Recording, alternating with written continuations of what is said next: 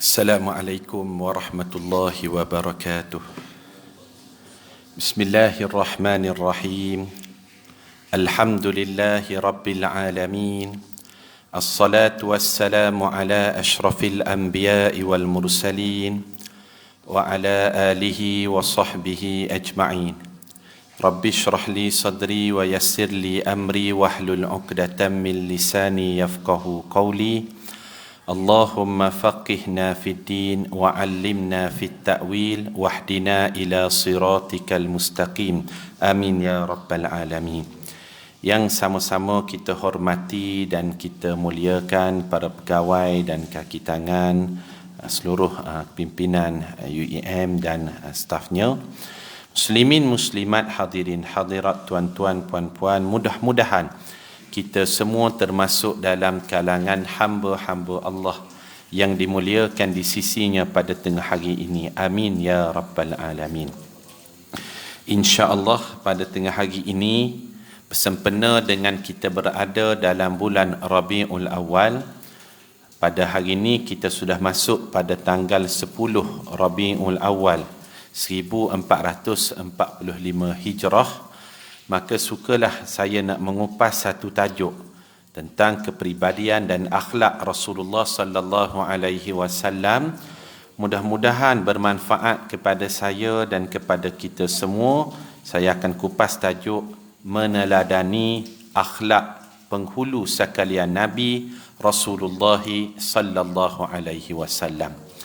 Meneladani ataupun mencontohi akhlak penghulu sekalian Nabi Rasulullah sallallahu alaihi wasallam. Saya mulakan dengan 3 rangkap pantun. Banyak-banyak hari takkan semulia hari Jumaat. Banyak-banyak nabi takkan semulia Nabi Muhammad sallallahu alaihi wasallam. Banyak redup perkara redup alamat hari nak hujan. Banyaklah hidup benda yang hidup, kehidupan Nabi Muhammad itulah yang menjadi contoh dan suri tauladan. Gemut takbir di subuh hari, sembahyang awal kita jadikan amalan. Nabi Muhammad, Nabi terakhir, penghulu kepada sekalian Nabi, kehidupannya kekal menjadi contoh dan ikutan. Para jemaah sekalian, pada tengah hari ini bila kita bicarakan tentang kepribadian dan akhlak Rasulullah sallallahu alaihi wasallam, bukanlah direction perbincangan kita untuk kita merendahkan mana-mana nabi yang lain, tidak.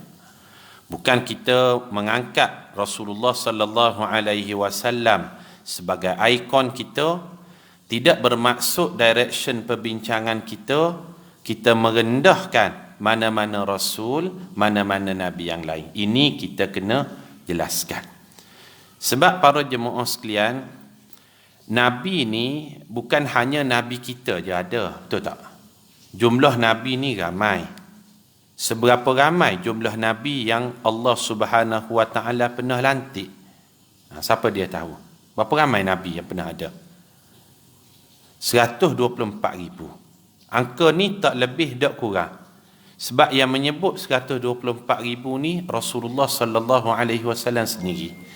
Sama ada kita dengar ataupun kita tidak dengar kisah dia, dicerita dalam Quran, dalam hadis, ataupun tak dicerita dalam Quran, dalam hadis kisah dia, jumlah yang Allah lantik diberi watikah jadi Nabi ni 124,000 orang.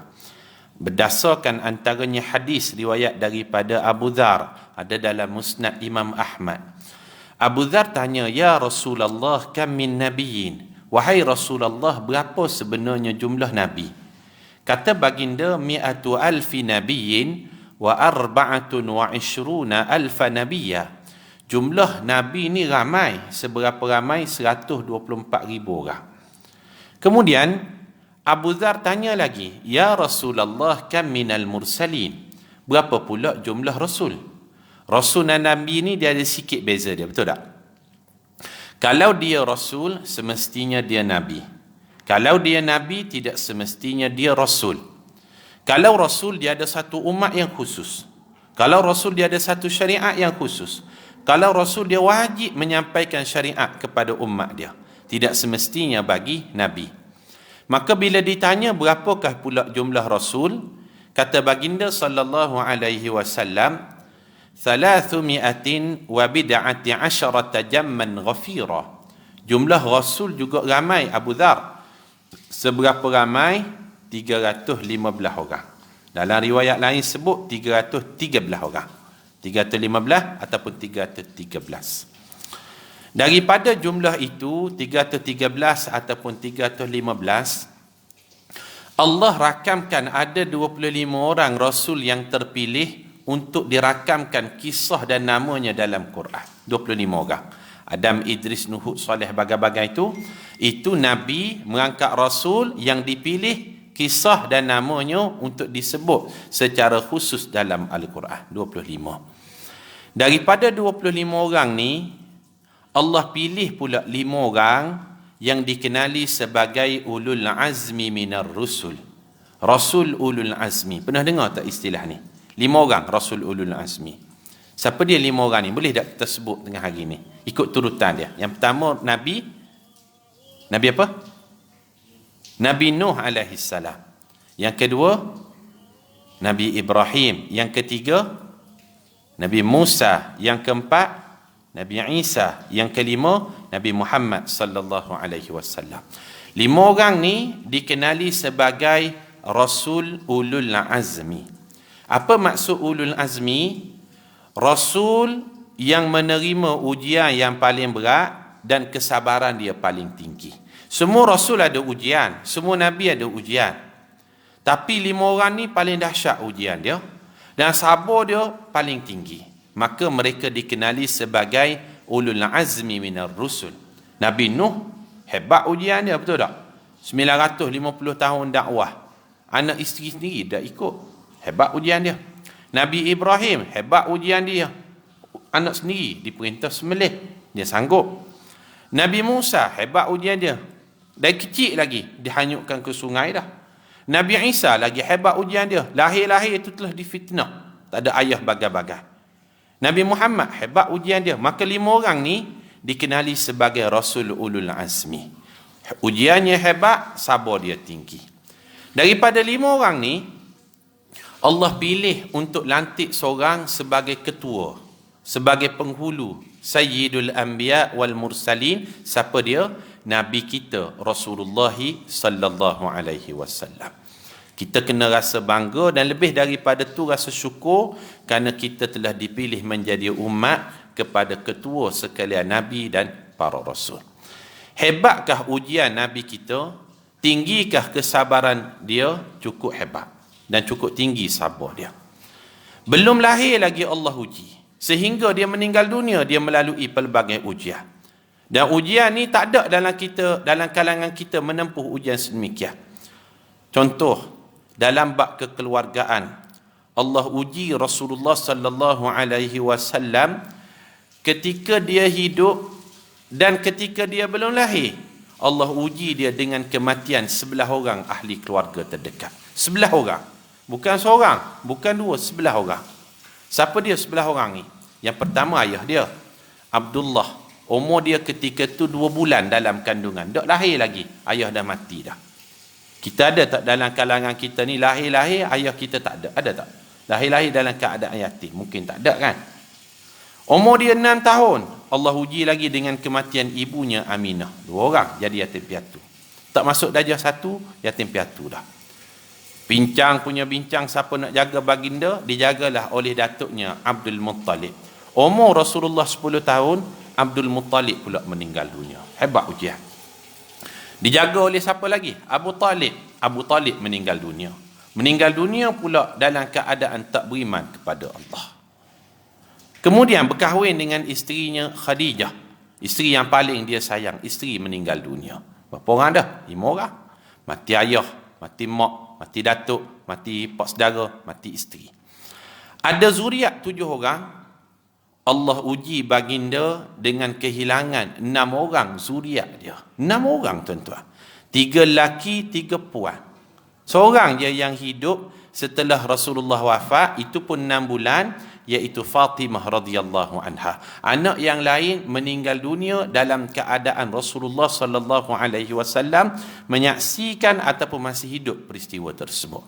Rasulullah dikenali sebagai Abu Qasim, anak sulung dia. Abu Qasim Rasulullah. Qasim meninggal dunia. Qasim, Abdullah, Ibrahim, Zainab, Ummi Kalthum, Ruqayyah, 6 orang zuriat baginda meninggal dunia. Apa lagi ujian yang lebih berat bagi seorang insan apabila menyaksikan zuriat keturunannya sendiri meninggal dunia satu-satu? Tak ada lagi ujian lebih dahsyat. Tujuan apa Allah Ta'ala tinggalkan Rasulullah sallallahu alaihi wasallam ini seolah-olah sebatang kara dia? Tujuannya tidak ada hatinya pergantungan hanya kepada Allah, dan supaya Allah boleh mendidik Rasulullah sallallahu alaihi wasallam secara direct. Addabani Rabbi fa ahsana ta'dibi. Tuhanku telah mendidikku dan aku telah menjadi sebaik-baik didikan. Bayangkan kalau dia dididik oleh ayah dia, mak dia, datuk dia. Bila dia jadi penghulu sekalian Nabi, sebaik-baik manusia, nanti orang akan klaim, oh Muhammad tu hebat, tengok siapa ayah dia, tengok siapa mak dia, tengok siapa datuk dia. Faktor yang boleh mempengaruhi pembentukan peribadi Rasulullah, Allah batalkan. Supaya apa? Tak ada orang boleh klaim. Supaya Allah boleh mendidik Rasulullah sallallahu alaihi wasallam secara direct. Ujiannya cukup hebat. Sabar dia luar biasa. Sabar Rasulullah sallallahu alaihi wasallam ni bukan setakat sabar dalam ibadat, bukan setakat sabar meninggalkan larangan Allah, bukan setakat sabar di dalam ditimpakan ujian. Sabar Rasulullah menghadapi isteri-isterinya yang pelbagai kerenah dan tuntutan, itu pun dia sabar. Rasulullah sallallahu alaihi wasallam ada 9 orang isteri pada satu-satu masa. Kata Anas bin Malik, wa kana lin nabi 9 niswah. Rasulullah satu masa tu khusus bagi dirinya ada 9 orang isteri. Bayangkan tuan-tuan, 9 orang isteri, setiap isterinya dia ada keinginan masing-masing. Tak pernah kita jumpa dalam mana-mana hadis Rasulullah marah isteri dia ataupun Rasulullah sampai nak pukul isteri dia. Tak ada ni. 9 orang isteri, tak ada. Dia soft spoken. Bukan kita nak merendahkan mana-mana Nabi, tak. Ada cerita dalam Quran, ada seorang Nabi namanya Nabi Ayub alaihissalam. Dia ada seorang je isteri dia. Sabar dia hilang dengan isteri dia sehingga dia bersumpah atas nama Allah dia nak watan isteri dia. Seorang isteri, seorang je isteri dia, tapi marah dia, hilang sabar, dia nak watan isteri dia. Rasulullah 9 orang isteri, tak pernah kita baca mana-mana hadis Rasulullah marah ke hatta nak pukul isteri dia, tak ada. Tuan-tuan, kalau kita baca di dalam surah Sad ayat yang ke-44, Allah ceritakan tentang seorang Nabi namanya Nabi Ayub alaihissalam. Bukan kita nak merendah-rendahkan ataupun nak membawang Nabi Ayub, tak. Jangan tuan-tuan kata ustaz ni membawang Nabi Ayub ke, bukan. Ini cerita dalam Quran ni. Dalam surah Sad ayat yang ke-44 Allah ceritakan tentang perihal Nabi Ayub dengan isteri dia. Tuan-tuan boleh rujuk nanti. Ini homework lah. Nabi Ayub kan kita tahu dia sakit. Sakit pula bukan setahun dua, 18 tahun dia sakit. Dia sakit sopak, sakit kulit. Bila dia sakit, dia berdoa kepada Allah, ya Allah, aku ni sakit, engkaulah Tuhan yang maha baik.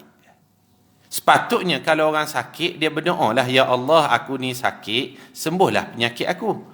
Tapi Allah rakamkan dalam Quran doa Nabi Ayub, wa ayyuba idh nada rabbahu anni massani yadhur wa anta arhamur rahimin. Nabi Ayub tu kalau dia berdoa kepada Allah, wahai Allah, aku ni sakit, kaulah Tuhan yang maha baik. Isteri dia namanya Rahmah. Rahmah ni bila tiap-tiap hari dengar begitu doa Nabi Ayub, dia tegur suami dia. Dia tegur macam mana? Bang, abang kan Nabi, doa Nabi kan mustajab, mulut abang kan masin. Cuba gak sekali abang tukar doa abang tu, ya Allah, aku ni sakit, boleh tak sembuh penyakit aku? Dia tegur suami dia. Orang sakit sensitif, betul tak? Tak boleh orang tegur, dia sensitif. Marah dia bila ditegur oleh isterinya Rahmah tadi, marah dia marah. Awak ni dah penat ke jaga saya seolah-olahnya begitu. Kau ada orang lain, contoh ke? Awak ada orang lain ke? Contoh ke? Sehingga keluar daripada mulut Nabi Ayub. Ini cerita dalam Quran. Dia sebut apa dia? Demi Allah wahai Rahmah, kalaulah lepas ni saya sihat, saya akan rotan awak 100 kali rotan, dia sebut. Hilang sabar dia. Saya akan rotan awak 100 kali rotan. Takdir Allah, Nabi Ayub sihat. Bila dia sihat, dia tak ingat sumpah dia tadi atas nama Allah. Dia tak buat. Bila dia tidak buat itulah Allah ingatkan Nabi Ayub. Lalu diturunkan satu ayat Quran yang menceritakan peristiwa ini di dalam surah Sad ayat yang ke-44. Allah berfirman, wa khudh bi yadika dightan fadrib bihi wa la tahnath inna wajadnahu sabira ni'mal 'abdu innahu awwab. Wahai Ayub, kata Allah, ambillah daun-daun yang kering itu, kumpulkan 100 helai. 100 helai tadi awak ikat jadi satu ikatan. Fadrib bihi, pukullah isteri awak dengan lembut. Di sisi Allah dianggap 100 kali pukulan dah. Supaya apa? Wala tahnath, awak tak rosakkan sumpah awak atas nama Allah. Awak sumpah atas nama Allah bagai-bagai. Bila awak sihat awak dah ingat dah. Jangan begitu. Atas nama Allah awak bersumpah tu. Wallahi wa billahi wa tallahi tak ingat. Maka Allah ingatkan perkara ni. Wala tahnas. Jangan rosakkan sumpah atas nama Allah. Inna wajadnahu sabira. Sesungguhnya kami dapati kamu ni wahai Ayub, orang yang sabar sebenarnya. Cuma satu masa je awak hilang sabar tu. Sensitif, orang sakit. Lalu Allah ingatkan, ni'mal 'abdu innahu awwab. Sebaik-baik hamba dia kembali kepada Allah bila dia melakukan kesilapan. Tuan-tuan cuba bayangkan. Nabi Muhammad sallallahu alaihi wasallam satu-satu masa 9 orang isteri. Nabi Ayub seorang isteri. Pernah tak kita dengar Rasulullah sallallahu alaihi wasallam marah isteri dia ataupun keluarkan perkataan yang tak baik hatta sehingga nak pukul isteri? Kita pernah jumpa tak dalam mana-mana hadis? Tak jumpa. Sebab apa? Sebab sabar dia luar biasa. Layaklah dia diangkat sebagai penghulu sekalian Nabi. Ujian dia hebat, sabar dia tinggi. Kita kalau kita nak tiru satu persatu diri Nabi sallallahu alaihi wasallam, tak daya kita sebenarnya. Sebab nabi-nabi lain pun tak mampu challenge dalam bab akhlak Rasulullah sallallahu alaihi wasallam dan yang lain-lain. Itu bukan liga kita. Bukan liga kita. Nabi lain tak mampu, tuan-tuan. Dalam bab dakwah, Nabi lain standard. Hebatnya Nabi kita ni, dalam bab dakwah kita ambil contohkan untuk kita teladani. Yang pertama, Nabi kita, dia tak merajuk kalau umat dia tak terima dakwah dia. Dia tak merajuk, dia tak farah. Yang kedua, Nabi kita kalau umat dia tak terima dakwah dia, dia tidak doakan umat yang tak terima dakwah tadi hancur lebur tunggang terbalik, tak ada. Nabi lain, bukan kita nak mengumpat mana-mana Nabi dah, ini cerita dalam Quran. Contoh Nabi Yunus alaihissalam, bila umat dia tak terima dakwah dia, satu masa dia merajuk. Kan tuan-tuan pernah dengar kan kisah tentang Nabi Yunus alaihissalam. Nabi Yunus, tuan-tuan, namanya Yunus bin Matta, nama dia. Tempat dakwah Nabi Yunus, kalau sekarang ni tempat dia dikenali sebagai Mosul di Iraq. Itu tempat dakwah Nabi Yunus. Dia diutuskan oleh Allah untuk membawa risalah tauhid kepada kaum Ninawa, nama kaum dia.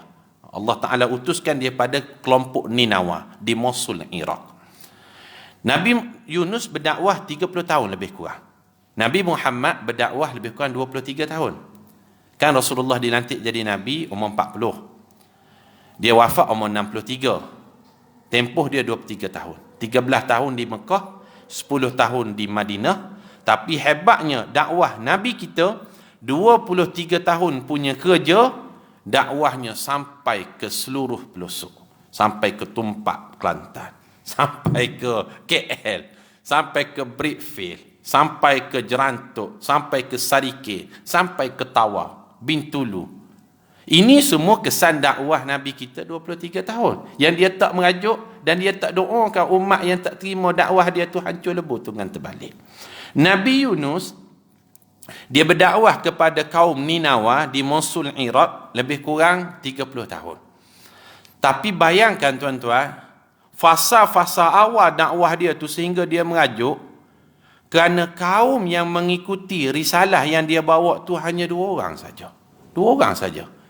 Follower Nabi Yunus. Kalau tengok dalam YouTube tu dia ada subscriber kan. Subscriber Nabi Yunus 2 orang saja. Marah juga kawan ni, betul tak? Nama murid Nabi Yunus tu, follower dia namanya Rubil, satu lagi namanya Tanah. Kalau tuan-tuan nak baca kisah ni, ada 16 ayat khusus Allah ceritakan dalam Quran tentang dakwah Nabi Yunus. Ni saya bagi homework tengah hari ni. Tak best juga kuliah saja tak ada homework kan. Cerita tentang Nabi Yunus ada 16 ayat dalam Quran. Disebut dalam surah Al-Qalam pada ayat 48, 49, 50. Disebut dalam surah Yunus ayat yang ke-98. Disebut di dalam surah Al-Anbiya ayat 87, 88. Dan banyaknya cerita Nabi Yunus ini dirakamkan dalam surah As-Saffat, ada 10 ayat, bermula ayat 139 hingga ayat 148. Semuanya cerita tentang Nabi Yunus alaihissalam. 30 tahun punya dakwah. Fasa awal dia, dakwah punya dakwah, 2 orang je yang follow Nabi Yunus. Kuliah subuh 2 orang. Tazkirah Zuhur Nabi Yunus pun 2 orang. Kita hari ni pun ramai, ada dah 15 orang kot. Yang tak tahannya kuliah perdana pun 2 orang juga. Frah Nabi Yunus. Akhirnya dia surrender. Ini cerita dalam Quran. Dia frah. Dia tinggalkan kaum Ninawa di Mosul, Iraq tadi. Kalau macam kita ni merajuk lah, nak ambil cuti lah, nak pindah tempat. Dia pun pergilah ke satu kapal besar, nak bawa diri dia yang frah ni, satu kapal besar, nak bawa diri dia merajuk. Tiba-tiba kapal tadi penuh dengan muatan dah. Dia masuklah. Buatlah undian. Undian pertama perlu kosongkan seorang yang kena buang dari ni, tuan-tuan pernah dengar lah, the rest was history. Seorang kena buang daripada kapal tadi. Cabut nama Nabi Yunus. Ambil cabutan yang lain Nabi Yunus juga. Cabutan yang ketiga Nabi Yunus juga. Ini susunan takdir Allah seolah-olah sebagai satu bentuk hukuman ataupun teguran dari Allah. Jangan merajuk. Bila dia dikeluarkan daripada kapal tadi, dia ditenggelami dengan 3 kegelapan. Kegelapan malam, kegelapan air laut, dan Allah nak menyelamatkan Nabi Yunus dengan caranya, dia ditenggelami berada di dalam kegelapan perut ikan Nun. 40 hari, 40 malam. Kalaulah dia tidak ditelan oleh ikan Nun, pastinya Nabi Yunus mati kelemasan. Dan dia berada di dalam perut ikan. Ini cerita dalam Quran, bukan cerita dongeng hikayat 1001 malam tak. Dan dia berada dalam perut ikan Nun tadi yang menghidupkan dia. Allah menyebut kerana dia termasuk daripada al-musabbihin, orang yang bertasbih dengan tasbih la ilaha illa anta subhanaka inni kuntu minas zalimin. Dia rasa menyesal. Bila dia ditelan dalam perut ikan Nun tu, barulah dia rasa ini sebenarnya teguran ataupun hukuman dari Allah. Kemudian dia bertasbih dengan zikir tadi, kuntu minaz zalim, wahai Allah aku ni orang zalim, wahai Allah aku ni orang zalim. Kemudian dia dimuntahkan keluar di pesisir pantai. Ini cerita dalam Quran, salah satu Allah ceritakan perinciannya. Kemudian dia teruskan usaha dakwah dia balik kepada kaum Ninawa. Akhirnya dia berjaya mengumpulkan lebih daripada 100,000 orang pengikut. Nabi kita, sepanjang kita dengarlah tazkirah, kuliah, ceramah tentang Nabi kita, pernah tak kita dengar kalau umat Rasulullah tak terima dakwah dia, Rasulullah tinggalkan dakwah dia merajuk? Tak pernah. Ini kita selut betul Rasulullah sallallahu alaihi wasallam. Sebab itu kita ingatkan ustazah, asatizah lah, jangan cepat sangat koyok dalam dakwah. Ada juga ustaz hati tisu kan, mudah sangat merajuk. Pergi masjid, pergi surau, tengok parking penceramah tu ada jemaah ambil. Bulan depan tak datang dah surau tu. Asyik jemaah je ambil parking penceramah ni. Dah lah hujan kata dia, parking kereta payah berjalan kena hujan. Bulan depan tak datang dah. Jangan merajuk. Ada ustaz mengajuk sebab biro dakwah lupa nak remind kuliah dia. Bulan depan tak datang lah. Hati tisu. Jangan begitu. Belajar dengan Nabi SAW. Boleh jadi di Malaysia ni tak ada ikan nun nak telan kita. Tapi pergi ke Pahang, jatuh sungai Pahang, kena telan dengan ikan patin baru tahu. Jangan mengajuk. Nombor satu, dalam dakwah, Nabi kita tak mengajuk. Yang kedua, kita belajar daripada dakwah Rasulullah sallallahu alaihi wasallam. Kalau umat dia tak terima dakwah dia, Nabi kita ni, dia tidak doakan umat yang tak terima dakwah ni hancur lebur tunggang terbalik. Ini kita selut. Sebab apa? Ada Nabi yang Allah ceritakan dalam Quran, sekali lagi kita tegahkan, bukan direction kita nak merendahkan mana-mana Nabi, ini kisah dalam Quran. Ada seorang Nabi namanya Nabi Nuh alaihissalam. Dia berdakwah kepada kaumnya lebih kurang 950 tahun. Dan bila kaum dia, bahkan ahli keluarga dia sendiri tak mengikuti dakwah dia, akhirnya hilang sabar dia, dia doa kepada Allah agar Allah Ta'ala hancur leburkan dan tunggang terbalik umat tak terima dakwah dia tadi. Ini kisah dalam Quran. Tuan-tuan boleh rujuk dalam surah Nuh, ayat yang ke-26 dan ayat yang ke-27. Allah ceritakan tentang satu doa dan permintaan daripada Nabi Nuh. Sedangkan Nabi Nuh ni, dia salah satu daripada Rasul Ulul Azmi. Betul tak? Maknanya sabar dia tu tested, teruji dah orang yang sabar. Tapi sampai satu masa, bila orang tak ikut dakwah dia, dia marah juga. 950 tahun punya dakwah, marah lah juga. Doa je lah. Dia doa macam mana?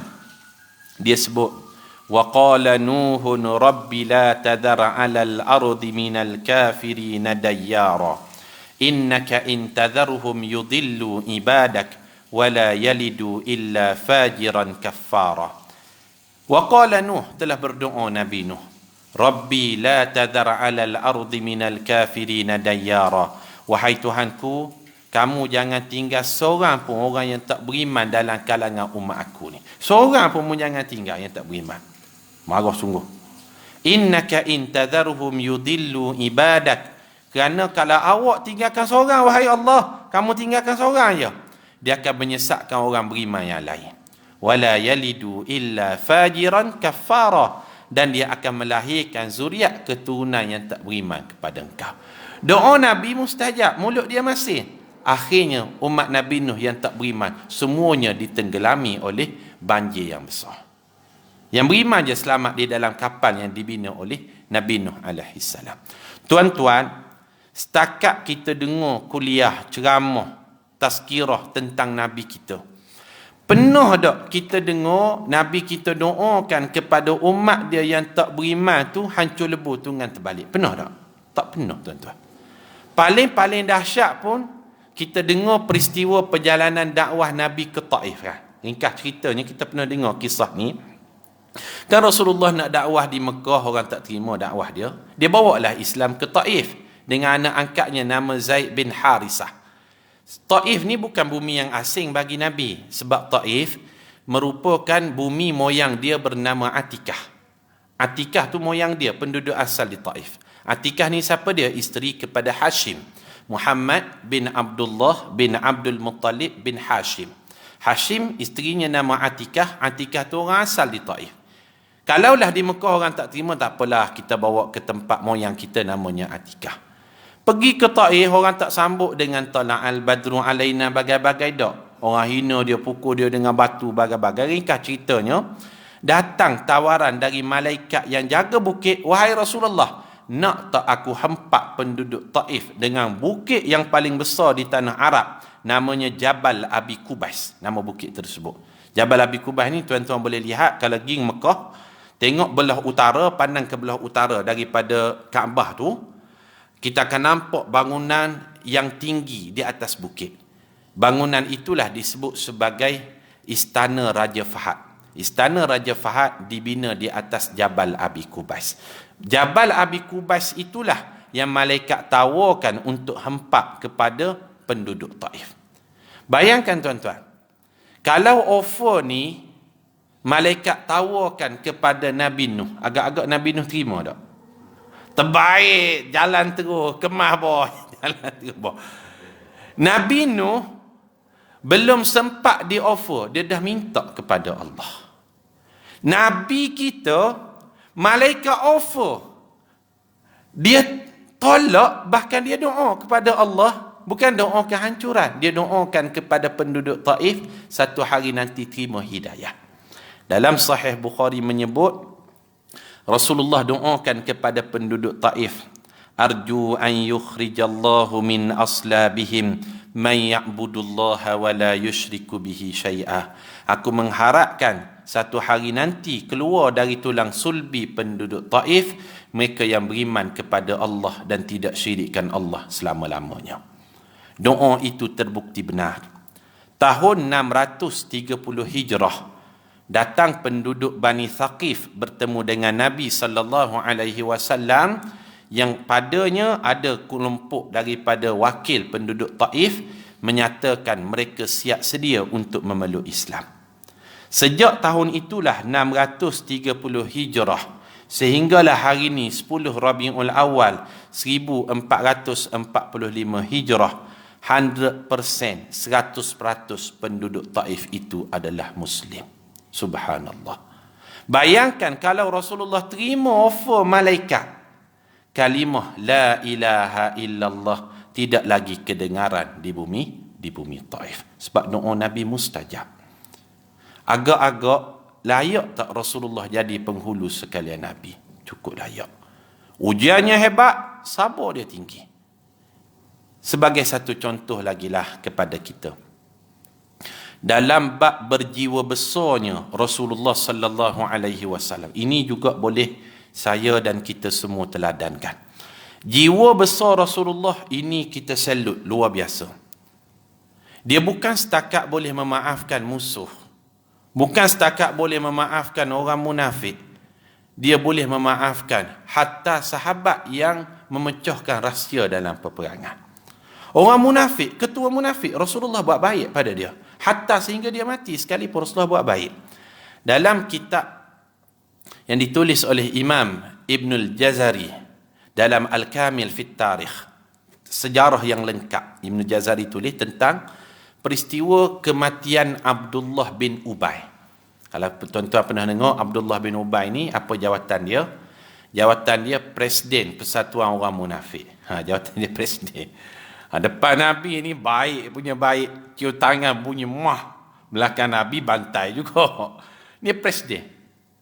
Tapi bila dia mati tuan-tuan, bila dia meninggal dunia, anak Abdullah bin Ubay ni namanya Abdullah juga, Abdullah bin Ubay, datang bertemu dengan Rasulullah sallallahu alaihi wasallam. Anak dia masih Islam.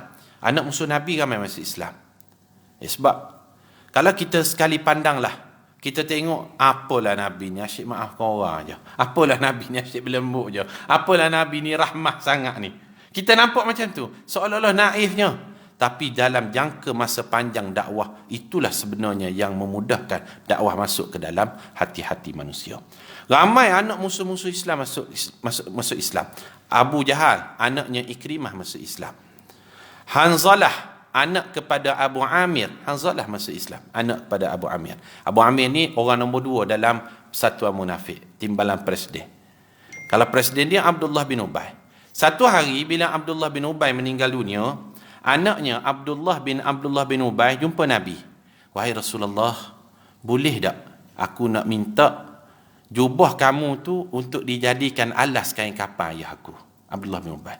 Rasulullah tahu ni orang munafik. Sebab ada 17 ayat khusus turun tentang Abdullah bin Ubay. Surah Al-Munafikun tuan-tuan, surah Al-Munafikun kan dalam Quran, itu cerita tentang Abdullah bin Ubay semua tu. Bukan Rasulullah tak tahu, tapi jiwa besar dia.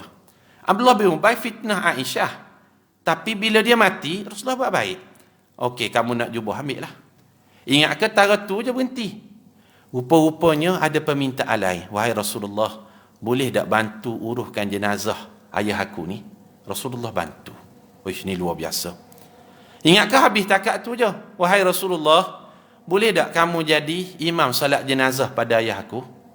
Rasulullah Ingat tarikh tu je berhenti. Wahai Rasulullah, boleh tak doa keampunan pada ayah aku? Bila doa keampunan ni, Sayyidina Umar tegur Rasulullah. Wahai Rasulullah, jangan. Ni orang munafik ni. Masa tu larangan berdoa kepada orang kafir ataupun orang munafik, akidah dia tak turun lagi ayat tersebut. Sayyidina Umar tegur, jangan Rasulullah, orang munafik. Rasulullah kata, aku buat keputusan dah. Rasulullah doa je lah. Kalau kita tengok, wahai Rasulullah, naif sangat ni Rasulullah ni. Tapi dia buat keputusan dah. Bila Rasulullah doa, turun ayat Quran dalam surah At-Taubah ayat 80. Allah tegur, istaghfir lahum aw la tastaghfir lahum in tastaghfir lahum 70 marratan falan yaghfirallahu lahum. Wahai Muhammad, Allah kata, kalau awak doakan dia ataupun awak tak doakan dia pun, hatta kalau awak minta doa keampunan 70 kali sekalipun, di sisi Allah selama-lamanya Allah tak ampunkan. Tapi Rasulullah buat. Kemudian ingat berhenti tarikh tu je. Wahai Rasulullah, boleh tak pergi ke kubur? Rasulullah pergi. Bila Rasulullah pergi itulah Allah turunkan ayat 84 dalam surah At-Taubah, melarang selepas daripada ni tak boleh lagi mana-mana orang Islam pergi ke kubur berdiri tanda hormat kepada orang munafik. Wala takum ala qabri la tusalli ala ahadin minhum ahada wala takum ala qabri. Tak dibenarkan lagi untuk solat kepada mana-mana orang munafik akidah dia, dan tidak dibenarkan untuk berdiri tanda hormat kepada orang munafik.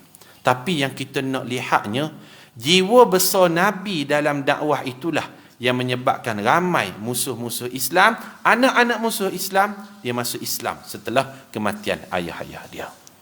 Mungkinlah bila kita ceritakan 1, 2, 3 perkara ini, kita boleh sebut, Ustaz, dia bolehlah buat begitu, dia kan Nabi. Dia bolehlah berjiwa besar, dia kan penghulu Nabi. Dia bolehlah maafkan orang, dia kan ketua sekalian Rasul. Ada tak orang-orang biasa, bukan Nabi, bukan sahabat, bukan Rasul, yang berjiwa besar seperti itu yang boleh kita teladani? Ada, tuan-tuan. Antaranya Nelson Mandela, kalau tuan-tuan pernah dengar nama dia. Dia Presiden Afrika Selatan, kan? Kulit hitam pertama. Dia dipenjarakan pada tahun 1963. Yang mendakwa dia tu AG ketika itu, pendakwa raya namanya Dr. Percy Yutar. Lama dia berada dalam penjara. Pada tahun 1990 dia keluar penjara. Pada tahun 1994 dia menang pilihan raya dan dia diangkat menjadi Presiden Afrika Selatan. Pada majlis akad sumpah Presiden Afrika Selatan, waktu malamnya ada majlis makan malam bersama dengan Presiden. Salah seorang yang dijemput untuk berada di dalam majlis makan malam bersama Presiden itu adalah Dr. Percy Yutar. Orang yang mendakwa dia masuk penjara puluhan tahun. Jiwa besar dia. Kalau duduk kat kita kan, kita dah jadi Presiden dah. Orang yang dakwa kita tu bagilah rasa setahun 2 dalam penjara, betul tak? Tapi jiwa dia besar. Tapi itu bukan Islam lah, setakat kita tahu. Allahu'alam. Ada tak orang tokoh Islam yang kita kenali, tokoh Nusantara yang berjiwa besar seperti itu? Ada. Namanya Haji Abdul Malik Karim Amrullah, Pak Hamka. Ini luar biasa dia punya jiwa besar dia. Hamka dia dipenjarakan oleh Presiden Soekarno 2 tahun 4 bulan. Atas kesalahan ni lah, politik dan sebagainya, 2 tahun 4 bulan.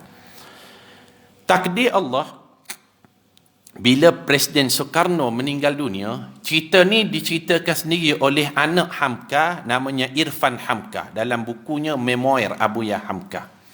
Bila Soekarno meninggal dunia, wakil pejabat Presiden datang ke rumah Hamka, bawa satu wasiat daripada Presiden yang meninggal dunia ni, Soekarno. Ditulis dalam wasiat tersebut, kata Soekarno, kalau aku meninggal dunia, aku nak yang menjadi imam solat jenazah aku itu adalah Hamka. Hamka dengan jiwa besar dia, dia sanggup menjadi imam solat jenazah kepada orang yang memenjarakan dia. Kalau kena pada kita kan, carilah imam surau ke, imam tahfiz mana, kita rasa berat. Tapi ni contoh mereka yang berjiwa besar, bukan dalam kalangan Nabi, bukan dalam kalangan Rasul. Maknanya benda ni boleh dipraktikkan. Moga-moga 2-3 perkara contoh yang kita bawakan pada tengah hari ini boleh kita teladankan, dan idola kita pastilah ikon kita Rasulullah sallallahu alaihi wasallam. Rasa sekadar itu sebagai satu tazkirah pada tengah hari ini sempena dengan kita berada pada bulan kelahiran Rasulullah sallallahu alaihi wasallam. Aqulu qawli hadza wa astaghfirullahal azim li wa lakum. Assalamualaikum warahmatullahi wabarakatuh.